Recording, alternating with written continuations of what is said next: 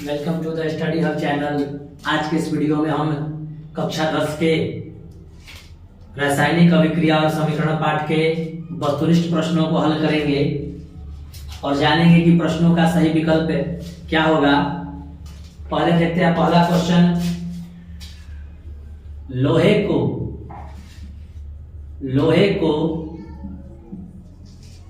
Zinc से लेपित करने की क्रिया को क्या कहते हैं? लोहे को जिंक से लेपित करने की क्रिया को क्या कहते हैं? जिसके लिए आपका पहला ऑप्शन है संक्षारण, दूसरा ऑप्शन है पानी चढ़ाना, तीसरा ऑप्शन है विद्युत अपघटन और चौथा ऑप्शन है यसद लेपन। मतलब लोहे को खराब होने से बचाने के लिए उसके ऊपर जो जिस जिंक का बर्तन चढ़ाया जाता है उसे क्या कहते हैं? तो ध्यान देना है, संक्षारण का मतलब होता है जंग लगना, पानी चढ़ाना तो लोहे के ऊपर जल की कोई परत नहीं चढ़ती, वैद्युत अपघटन के द्वारा उसके ऊपर जिंक का परत नहीं चढ़ाया जाता। तो चौथा ऑप्शन जो हमारा यसद लेपन एक ऐसी प्रक्रिया है जिसमें किसी धातु के ऊपर जस्ता यानी जिंक की परत चढ़ाई जाती है। यसद लेपन को गैल्वेनीकरण और जस्तीकरण भी कहा जाता है। हमारा आंसर होगा यसद लेपन। चलते हैं दूसरे क्वेश्चन की ओर। दूसरा क्वेश्चन है सिल्वर क्लोराइड का रंग कैसा होता है? हमारा दूसरा क्वेश्चन है सिल्वर क्लोराइड का रंग कैसा होता है? कहने का मतलब है जब सिल्वर क्लोरीन से अभिक्रिया करता है उसका रंग कैसा होता है? आपके पास ऑप्शन है श्वेत, दूसरा ऑप्शन है पीला, तीसरा ऑप्शन है हरा और चौथा ऑप्शन है काला। सिल्वर जब क्लोरीन से अभिक्रिया करके सिल्वर क्लोराइड बनाता है तो सिल्वर का रंग कैसा होता है? तो सामान्यतः सिल्वर का रंग उजला ही होता है। तो जब सिल्वर क्लोरीन से अभिक्रिया करता है तो उसका रंग कैसा होता है? तो श्वेत। सिल्वर क्लोराइड का रंग कैसा होता है? तो श्वेत। बढ़ते हैं अगले क्वेश्चन की ओर,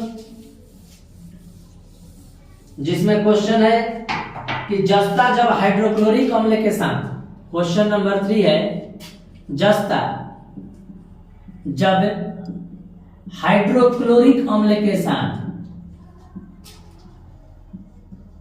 अभिक्रिया करता है तो कौन सा गैस उत्पन्न होता है?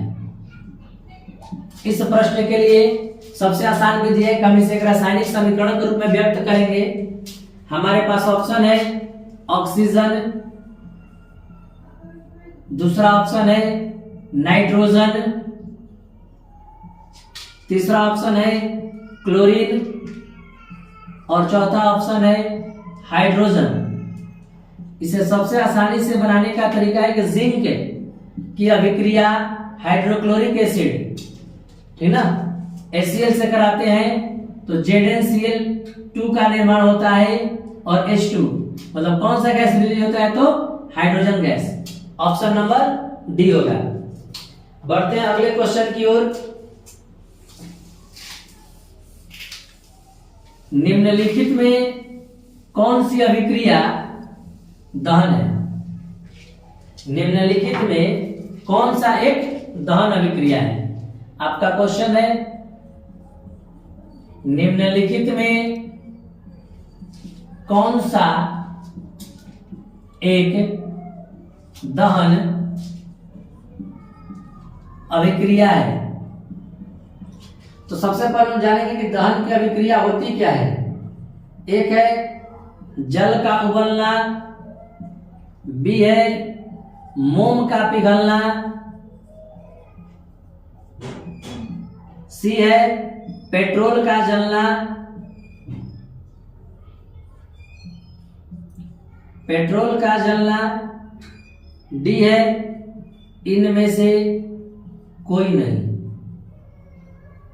तो चूंकि दहन एक ऐसी प्रक्रिया है जिसमें कोई पदार्थ ज्वलंत ताप की प्राप्ति में जलकर ऊष्मा और प्रकाश की उत्पत्ति करता है, तो जब हम लोग जल को उबालते हैं तो जल को उबलने से ऊष्मा और प्रकाश की उत्पत्ति नहीं होती है। मोम के पिघलना, यहाँ पर मोम का जलना नहीं है, मोम का पिघलना, इसमें सॉलिड अवस्था ठोस से द्रव में परिवर्तन होता है। लेकिन जब हम लोग पेट्रोल को जलाते हैं तो ऊष्मा और प्रकाश दोनों उत्पन्न होता है। अतः इस प्रश्न का आंसर ऑप्शन सी पेट्रोल का जलना होगा। फिर बढ़ते हैं अगले क्वेश्चन की ओर, जो कि है क्वेश्चन नंबर 5। साग सब्जियों को विघटित होना, साग सब्जियों को विघटित होना माने सड़ना, साग सब्जियों का विघटित होना और कंपोस्ट बनना, कंपोस्ट बनना कौन सा अभिक्रिया है? मतलब जब साग सब्जी विघटित होते हैं और कंपोस्ट का निर्माण करते हैं तो वह कौन सी अभिक्रिया है? आपके पास पहला ऑप्शन है ऊष्मा शोषी, क्या इस अभिक्रिया में ऊष्मा का शोषण होता है? दूसरा है ऊष्मा क्षेपी, ऊष्मा का उत्सर्जन होता है। तीसरा है उभयगामी, मतलब दोनों प्रक्रियाएं, और चौथा है प्रतिस्थापन। तो ध्यान देंगे जब पदार्थ सड़ते गलते हैं तो उनके सड़ने गलने के फलस्वरूप ऊष्मा की उत्पत्ति होती है, ऊष्मा की उत्पत्ति होती है, क्योंकि साग सब्जियों के कण जो होते हैं वो टूटते हैं और सड़ने गलने के फलस्वरूप कंपोस्ट का निर्माण करते हैं। तो यह एक प्रकार का ऊष्मा क्षेपी अभिक्रिया है। इस अभिक्रिया से ऊष्मा की उत्पत्ति होती है। बढ़ते हैं अगले क्वेश्चन की ओर।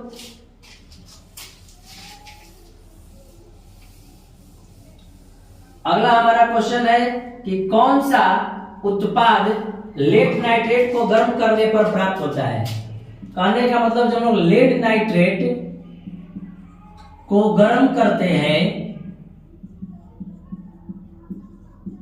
तो कौन सा प्रतिफल बनता है? आपके पास ऑप्शन है O2, NO2 तथा N2, और डी ऑप्शन है NO2 और O2। तब PbNO3, जब हम लोग PbNO3 को गर्म करते हैं तो अभिकारक के रूप में NO2 तथा O2 की प्राप्ति होती है। तो हमारा ऑप्शन होगा NO2 एंड O2। बढ़ते अगले क्वेश्चन की ओर, जिसमें दिया है कि निम्नलिखित अभिक्रिया में अपघटन अभिक्रिया कौन सी है? 4 अभिक्रियाएं दिए गए हैं, जिसमें पहला है NaOH plus HCl make then NaCl plus H2O। दूसरा ऑप्शन है NaH4CNO break down H2NCO NH2।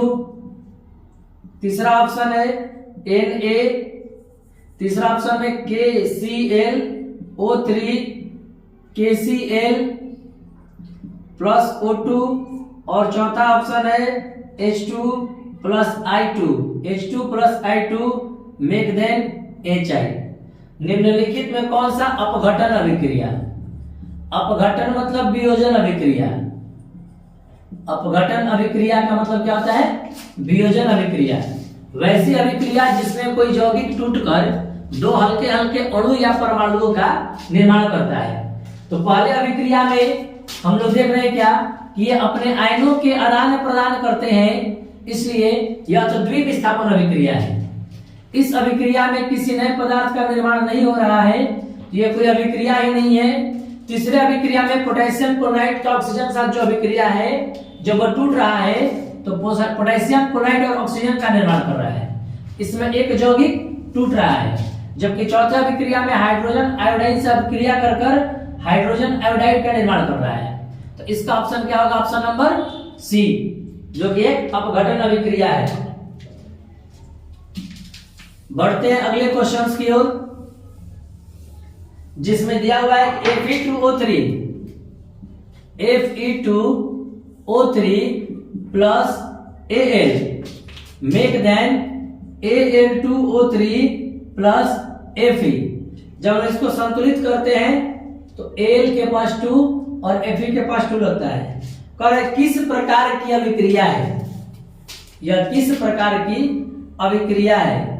संयोजन अभिक्रिया, दूसरा ऑप्शन है वियोजन अभिक्रिया, तीसरा ऑप्शन है विस्थापन अभिक्रिया और चौथा ऑप्शन है द्विविस्थापन अभिक्रिया। तो चूंकि ध्यान देने वाली बात है कि फेरस ऑक्साइड है, एल्युमिनियम के साथ अभिक्रिया जब करता है तो अभिक्रिया के फलस्वरूप एल्युमिनियम ऑक्साइड और फेरस का निर्माण करता है। यहाँ पर दो यौगिक तो है ही नहीं, तो द्विविस्थापन नहीं होगा। इन आपस में जुड़ भी नहीं रहे हैं, संयोजन नहीं होगा, ना ही कोई यौगिक टूटकर अलग अलग आयनों का निर्माण कर रहा है, तो वियोजन भी नहीं होगा। तो हमारे पास ऑप्शन क्या बचा कि ध्यान दीजिए कि एल्युमिनियम फेरस ऑक्साइड के फेरस को विस्थापित करके एल्युमिनियम ऑक्साइड का निर्माण कर रहा है। अतः यह एक प्रकार का क्या है? तो विस्थापन अभिक्रिया है। बढ़ते हैं अगले क्वेश्चन की ओर कि श्वसन किस प्रकार की अभिक्रिया है। यह एक महत्वपूर्ण क्वेश्चन है कि श्वसन किस प्रकार की अभिक्रिया है। हमारा क्वेश्चन है कि श्वसन किस प्रकार की अभिक्रिया है। हमारे पास ऑप्शन है उपचयन, अपचयन, संयोजन और डी जो है वो उष्माशोषी। ध्यान देंगे ऑक्सीकरण, अवकरण। तो जब हम श्वसन की क्रिया करते हैं तो श्वसन की क्रिया के दौरान ऑक्सीजन गैस को ग्रहण करते हैं, अतः वह भोज्य पदार्थ ऑक्सीजन से अभिक्रिया करके क्या करता है उनका? तो उपचयन करता है। इसके बाद जब हम लोग लोहे के चूर्ण पर हाइड्रोक्लोरिक अम्ल डालते हैं, जैसे लोहा का महीन महीन चूर्ण हो गया, उस पर जब हम लोग हाइड्रोक्लोरिक अम्ल डालते हैं, लोहे के चूर्ण पर जब हाइड्रोक्लोरिक अम्ल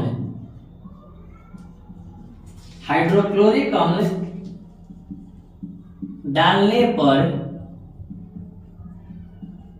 क्या होता है?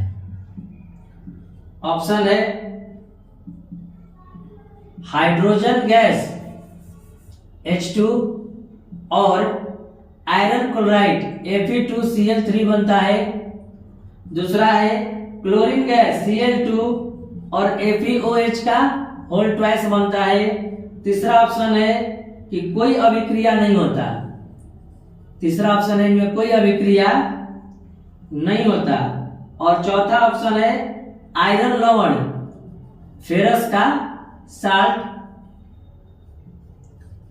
आयरन लवण और जल बनता है। तो ध्यान देने की बात है, जब लोहे के चूर्ण पर मतलब Fe पर HCl डाला जाएगा तो यह अभिक्रिया के फलस्वरूप Fe2Cl3 का FeCl3 का निर्माण करेगा और हाइड्रोजन गैस मुक्त करेगा। तो इसके अनुसार हमारा ऑप्शन क्या होगा? Option A. इसके आगे के वस्तुनिष्ठ प्रश्नों को हम अगले वीडियो में देखेंगे।